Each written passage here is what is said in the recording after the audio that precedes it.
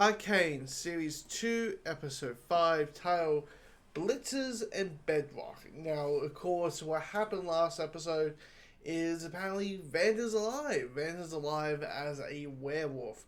And immediately after the events of last episode, we have Jinx visiting V, or Violet, who's now just kind of what she was in Act 2 of Series 1, where she's kind of like this tough attitude, doesn't give a fuck about anything, and, is just doing fight clubs and fight clubs. She's, she's serious, she's going more serious than before, because she's rocking the black hair, and she's going full emo, she's rocking that look, she's rocking, except the way she's dyed her hair black, and Jinx shows up, and saying Red's alive, but naturally, Vi was like, bullshit, because Jinx has done this before. Jinx has done the whole, like, this person's alive, or this, and this. And it's all, but it's all in her head. She's all imagining things. She's talking to people who are not there. She's doing all those things. But, sure, Vi was like, fine, for shits and giggles, I'll tag along and prove you that, Vander's still alive. And I can kind of sense what they're trying to do here, which is have them team up in the third act. So that the big thing is, it's like the enemy of my enemy is my friend type of thing. That the big arc is, hey, for all these 2 seasons, sisters who fall apart, they become enemies, and then by whatever events that happens, they become sisters at the end, by just fighting whatever the threat will be in the third act, and then that's the end of Arcane. And using Vander as a way to link them two together and them showing the differences, because when they're in this cave, you have the big fight. No, not a big fight, but you have a fight of the two of them basically saying, like, technically I could beat you. No, technically I beaten you. No, I beat you. No, you ain't beating because you have massive gloves. So technically you didn't create yourself. But meanwhile, I got the big ass gun. Like, this kind of dick swinging contest going on that has a decent. It's funny, like, even for like a just a simple rivalry fight, you got.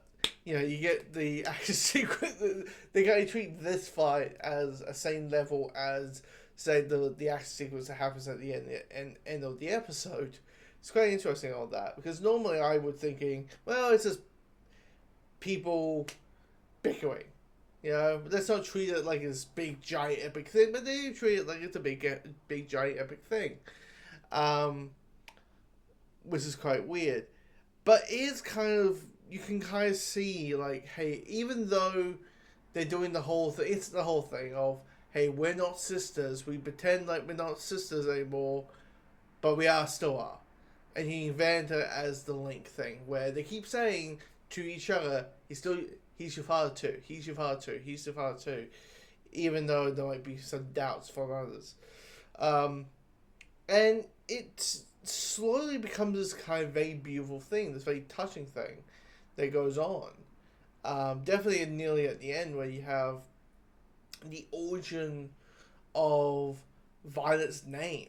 I mean, when that flashback came along, I was like, what's going on? What's with this flashback? Why are we doing this? Why are we doing that? Is this like Jinx doing the whole thing? Like, this is what it would be like if, everything went hunky-dory. And no, it's like, okay, this is a flashback to the reason of the, we are seeing Jinx and Violet's mom. And she's like, oh, I'm pregnant, and there's a big celebration, and it's all that type of stuff. And now I'll name my kid Violet, and that's a lovely name, isn't it? It's like, yeah, that's a lovely name. And I'm like, okay, that was sweet. That was a touching moment. And when you have a big old bear hug of like the family's now denied, you just like you feel warmth after, even though like a minute ago, Vanda, who's just all blood. He's basically Bruce from Finding Nemo. A little bit of blood. He's all bloodlusty. Um, but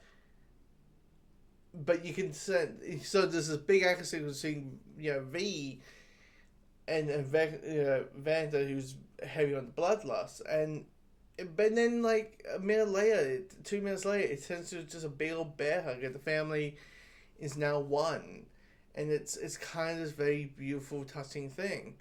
It actually feels like this episode is kind of slowing things down a little bit. Let's have some breathing room.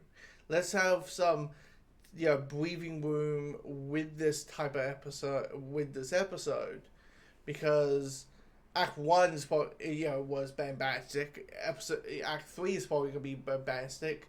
So let's treat Act 2 very,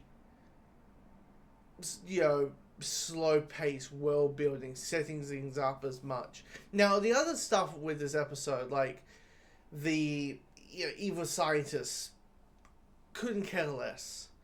As I kind of said with Act 1, the thing that got me be very invested, and the stuff that made me care about what happened in Arcane, wasn't the world building. It wasn't the world. It wasn't the like sciencey, the bigger plot.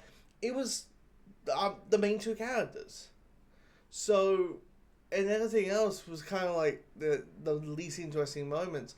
And having like, one of the characters stuck in this, and now Victor's doing some weird thing. It does feel like there's a lot going on, and it feels like maybe they'll be unable to, like, look. We don't know the length of these, the final 3 episodes, but here's the thing: I doubt they're going to be like hour long, like movie length episodes. So, the one concern I have with the Amazing 4 episodes, because I haven't seen episode 6 yet, is that we're going to have a weird situation where it's just gonna feel like we're just throwing everything, and things are just gonna be satisfied because we need to wrap things up, and that's why. But for me, as the show is, the core is between these two, between the sisters, between Jinx and V and Vive. They know how to deal with that. The show knows how to realizing these two characters are the core aspect of this show, and then kind of everything else is kind of well done candy floss in a way. So yeah. Anyways, that's my thoughts. Episode 5. Comment below. Let me know your thoughts.